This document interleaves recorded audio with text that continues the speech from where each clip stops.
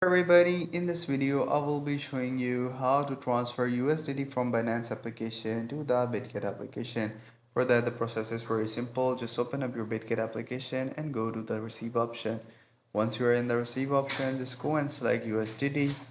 So once you do it, you will see that there are multiple chains in here. So just go with the tone chain on the bottom of the screen.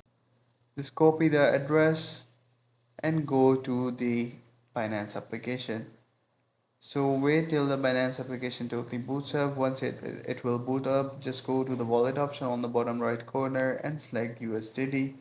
Once you are in the USDT, all you have to do is to go to the withdraw option and select send via crypto network.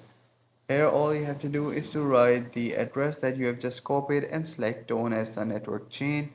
And as we are transferring USDT from the Binance application to the Bitget application, so there will be no memo for it.